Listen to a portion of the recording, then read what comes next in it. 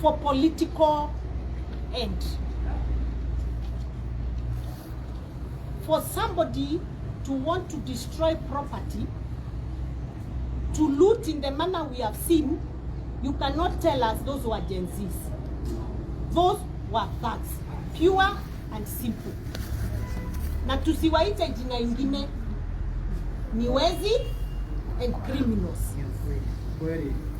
And listening to what I've heard from the security team, and listening even to the owners of these businesses, because I've gone round personally, it was a well-planned operation. Walianza kupanga kitambo vile watafanya jana, na wakabeba vifaa za kufanya hiyo kazi, and they succeeded in doing what they wanted. They may not have succeeded 100%, but they succeeded. Na mimi nilisema juzi that I knew from information because there was a meeting, and I said I will mention names. Na leo nitasema majina. Wakuniua kuja niue. You die once in your life. Yes. You die once. Yes. Yule anataka kuja kunichukua kuja anichukue. Sawa. But we are sick and tired of turning Embu County into a battle zone and a place no investor would want to come and invest. And the people suffering are the people of Embu, not the leaders who are planning these things behind the scenes. Na nikasema wamepanga kuleta watu hata kutoka Kirinyaga wakuje walete hii maneno. And they did that last year. The people who actually burnt this county headquarters were not necessarily people from Embu. They came from outside Embu. And I said so. Na nikasema juzi nimepata reports that they met after having a meeting at the Isaac Walton ya chama ya DCP. Baadaye wakaenda wakaketi chini na wakapanga vile watafanya mambo jana. Wakatoka hapa wakaenda hoteli sijui inaitwa aje hapa Kirinyaga kuendelea na mipango yao. Na wakapanga vizuri. Na pesa ikatolewa ya kulipa vijana. So I have this thing to say to one regarding Gachagua. Yes. And I will tell you, and I do not care how strong you may be. Yes.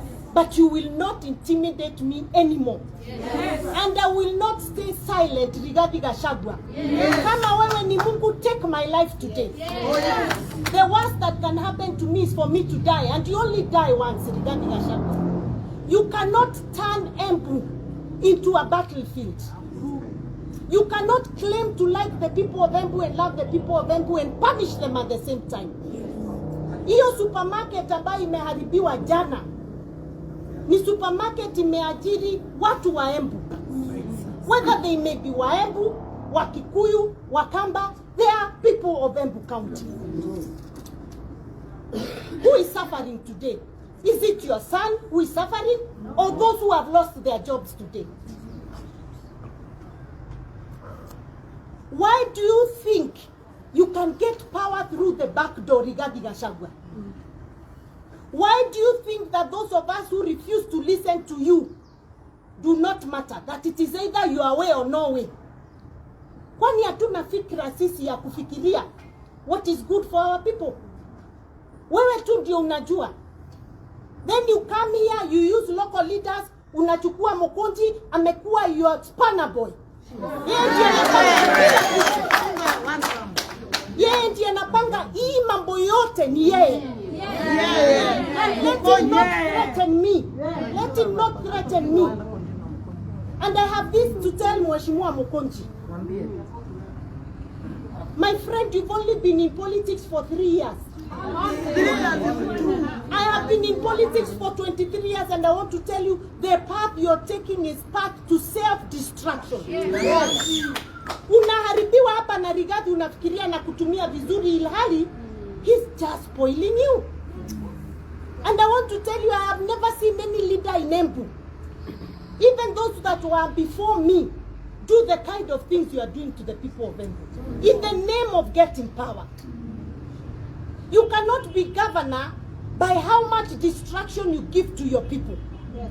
You can only be governor by the issues you raise on behalf of your people.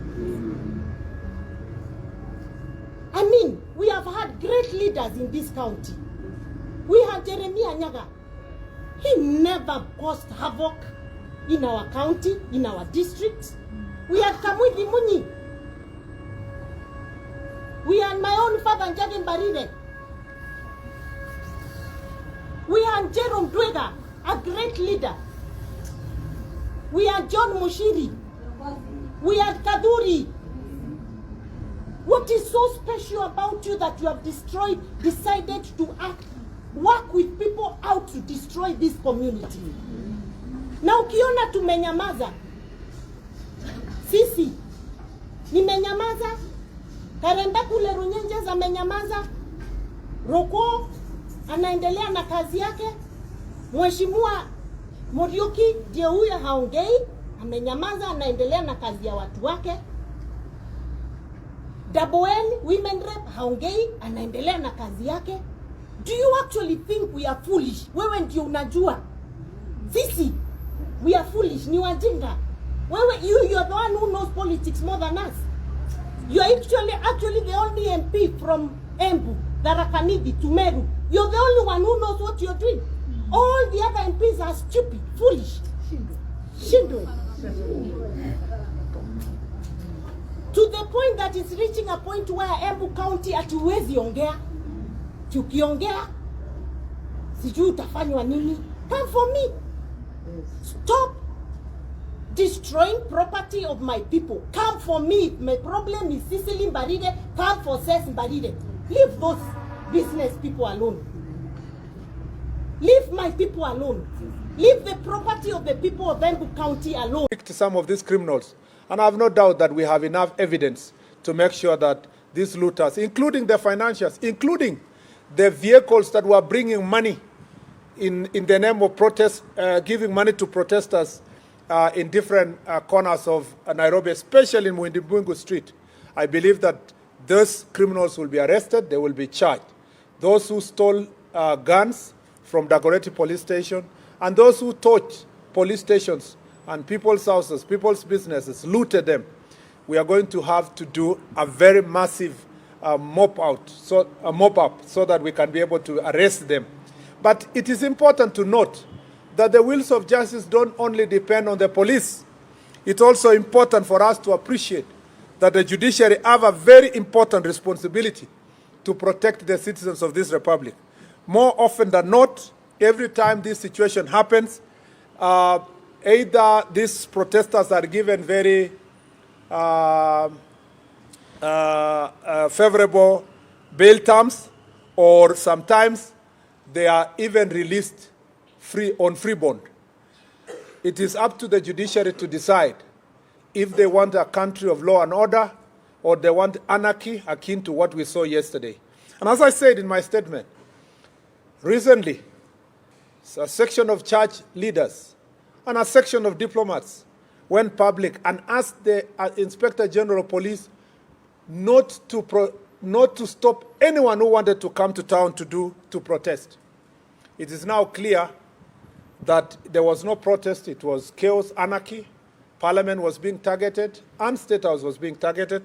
Those who planned this chaos had a very premeditated plan. They shared that plan, including online, and the plan was to take the symbols of authority and democracy, our symbols of democracy in the Republic, which is Parliament and State House, to make sure that they show that they have achieved some sort of a regime change. So this is nothing to do with protests. This is nothing to do with freedom of expression. It was an unconstitutional attempt to change the regime of this republic. And this is therefore, yesterday what the police did to foil was they were able to foil an attempted coup. Our security agencies exercised remarkable restraint amid extreme provocation I want to say this to the brave officers injured while protecting Kenyans' property, key installations, including Parliament, Judiciary, and State House, against rioters and no doubt hired thugs. We feel your pain and sacrifice that embody the truest expression of patriotism. It is now urgent for us as a nation. I just wanted to say before I read my last paragraph that I know that no church member, and I repeat, there will be no bishop, neither Catholic nor Anglican or any other church leader who will come public to defend the police. I know that for sure. Nobody will speak about how the police were attacked, injured, and suffered immense pain as a result of the various. Nobody will do so. I also know that no diplomat will come to public to defend our police because it is not in their interest for Kenya to be a safe nation and to be a prospering country with full democracy. All those people would prefer anarchy, chaos, at the expense of peace. And since there is no one who is going to defend our police officers, I want to speak authoritatively here. I thank you, our police officer, for a job well done against the extreme provocation. And some police stations were attacked by thugs. And their mission was just to get the guns and police uniform. And I can see some of these boys on TikTok. They are wearing police uniform, calling themselves sergeants, and that they have taken over power. Make no mistake, we will come for you, and we will come hard. It doesn't matter the noisemakers, doesn't matter those who are calling us names. I will defend the police officers, or all the police officers who did a very good job yesterday. You have my full support, 100%. Even if you need a lawyer or you need anything, you have my back, and you have the back of this ministry, and I have your back actually, and I have your back, and the ministry has your back, and the government has your back. If you are a police officer and you are being threatened with some character saying that you committed any excesses, there is no police officer who committed any excess yesterday. Police officers foiled a coup, and they deserve our defense. They don't carry guns as toys. When you threaten a police officer, you want to kill them. When you target an armory in a police station, when you steal guns, when you ban guns, when you ban a police station, you want us to celebrate you and bring you a birthday cake. We must be serious as a country. And as long as I have this responsibility, a policy responsibility of speaking on behalf of our police officers, we must defend them, because it is now clear the coup plotters are not sleeping. And while they were going around campaigning against policemen for the last 3 weeks, their campaign was not a genuine campaign for the reform of police officers. They wanted to sufficiently scare us and scare the police officers so that they can have a free passage to commit the crimes that we saw yesterday. If it was not for the police officers, we would not be having this country today. We would not be sitting here to make statements. And therefore, our police officers have my full support, and I will defend them against all the orchestrated attacks that want to paint police officers as if they are lesser human beings and not daughters and sons of this republic. Therefore, it is urgent as a nation to put in place a legal framework that operationalizes Article 37 of the Constitution to ensure that demonstrations are carried out in an orderly manner. This entails providing sufficient information on the planners, purpose, day, time, and demonstrations routes, among other details, to enable the police to provide adequate security and to ensure that the demonstrations are not happening in areas that will inconvenience other Kenyans who do not want to take part, including traders and other business people. We urge all citizens to reject and denounce violence. We must deny criminals the chance to exploit legitimate grievances. We welcome dialogue with all stakeholders, including the youth, grassroots voices, traders and business leaders, civil society, and other religious groups to address systemic issues that affect Kenya. Kenya's strength lies in our unity. To those who seek chaos, our resolve to protect our motherland is unbreakable. To peaceful citizens, the government stands with you. I thank you. Thank you very much. I will take perhaps 3 questions. You introduce yourself, your name, and the station. Let me move 1, 2, and the third. 1, 2, 3. Proceed. Thank you very much, Hasira. My name is Moto from Citizen TV. Just 2 questions. One, you mentioned that this was politically instigated. Do you have names that you're working with? Do you have the names that you think are the sponsors? Number 2, for the families that were affected, those who lost millions of shillings, are you going to compensate them? Is the government going to do something to help them come back again? Okay. Yes, my name is Daniel Hasira from Kenya. We've seen the families that lost their loved ones, cried to the government at City Mochari. What are you going to do about it? Because they're saying that they don't trust the government anymore for justice.